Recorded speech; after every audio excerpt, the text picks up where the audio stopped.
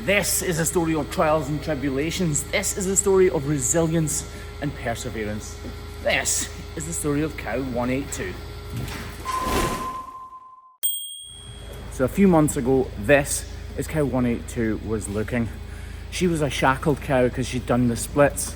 These chains were holding her legs together to prevent her from being a downer cow and really hurting herself and possibly becoming paralysed. But things were much more serious than just the chains on her back legs. Her back left foot had 4 different problems all going on at the same time, and each one was a serious problem. She had this problem here with the heel part of her foot, this problem here towards the toe, and this one right up the side. This is us trimming her a few months ago, and as you can see, the extent of the damage was severe. We did everything we could, but weren't totally sure how much difference we would make. Obviously, she did get a block, and when we moved on to the back right foot, she also had a problem over there. Trimming her during that first visit felt disheartening because she had so many problems coupled with those chains, and this is how she was walking after the trim. There wasn't a huge improvement. We've actually visited her twice since then though, and on both occasions she's been walking slightly better. This is the second visit. She still had some serious problems, and actually she hadn't made all that much improvement. But this is how she was looking during her last visit. And actually the shackles had split in two, so we cut them off and threw them to the side in a heap. Here she is walking after then. Not quite right, but far better than she was during her first visit. And now she's back in again. So let's see how she's looking today, because I think you're going to be surprised. So this is the foot that wasn't all that badly affected. If you remember, she did have a problem. Here's exactly what was happening back then.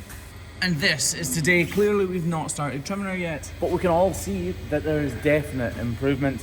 But looks can be deceiving, so we won't truly know until we've given it a wash off and gone at it with the grinder. Like all.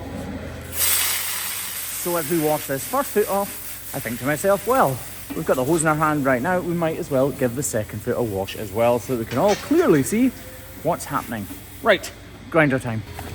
So as we grab the grinder, we bring balance back to the medial claw, this inside one, before moving on to the lateral or outside claw, where we take down the whole entire height of the sole using the grinder. We're basically trying to replicate the size, shape and height of this inner claw before taking down the toes to the correct length. And back the grinder goes. Right, knife time. Again, I'm just going to use that mixing tip just so that I can completely separate the two digits. You can actually see some bruising in here, look. So she was definitely needing this trim. That yellowness as well tells us that there has been bruising in the past, which is dissipating. Look, you can clearly see if we look close in and actually darken the rest of the screen and lighten this part, you'll see there's a dark spot right there. That is the beginnings of a bruising. The beginnings of a bruising. Because that makes sense for you. It's the early stages of bruising.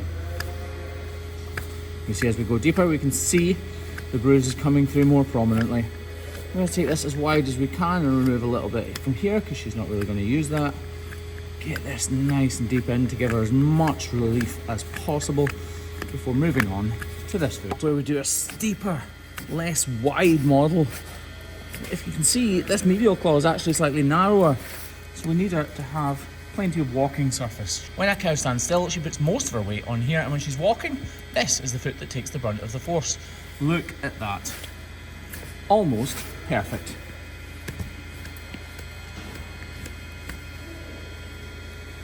Just take that down a little bit actually. Lovely. So this is how she was looking during that first visit on this foot. Not a colossal problem, but definitely a problem. And this is how she's looking today. Almost perfect. Right, onto the main foot. This could be a different story. So if we come down to this angle, you can see that outer claw is quite substantially higher than the inner claw. Here is where the main problem was last time, and it extended all the way up the frontal or dorsal wall of this foot, and it looks like it could still be problematic. The first order of the day though is to reduce the height of the overall claw. So taking the grinder here, I shaved down layer by layer by layer of hoof form from this lateral claw, I need to make sure both claws are the same height so that the weight is spread across the entirety of her foot as equally as possible. Right, modelling out. You're always kind of doing this with bated breath, as they say, almost holding your breath, hoping that you don't find something that you're not expecting. This foot is definitely looking good, but that outer part, the part in the white line that caused the major issue, by the way, that's a calf in the background, not a sheep, although it does sound like a sheep. Yeah, you're never quite sure how perfect this is until you get the knife on the job. Code brown. Actually, it's more of a greeny colour. Either way, it smells delightful. Okay, so this is looking pretty good. Let's move on to this part. So this is zone 2 of a cow's foot. This is the dorsal wall, and the white line runs all the way around here. This has been an infection in the white line that has burst out the top, and look, you can see it all flaking away now. This could definitely still be a live issue. What I'm attempting to do here is risky business. Make no mistake about it. This wall horn is only around 6 or 7 millimeters thick, and the grinding disc that I'm using is incredibly aggressive. It's actually the most aggressive trimming disc you can purchase on the market today. So one false move and he'll undo all of the goodness that we've managed to achieve. I'm holding my breath and praying she doesn't flinch. Look at that. Not that. On to you. And there you go, a few words from Graham. Here is what it looked like before. A gouge right up the outside of this wall. It cut right into the heart of her foot, into the lamina corium. We trimmed everything we possibly could from this lesion, and we concentrated on the very top of it because that is where it emanates from, and if you don't heal that part, you've literally got no hope of healing any of it properly anyway. Anyway, that is how it was looking then, and this is how it's looking now. Look at that. I am so chuffed for this cow. So you could say that it's 100% healed, but actually you'd be slightly wrong. On the inside of her foot, the bone will now have callusations on it, little bony spurs that stick out into the corium of her foot.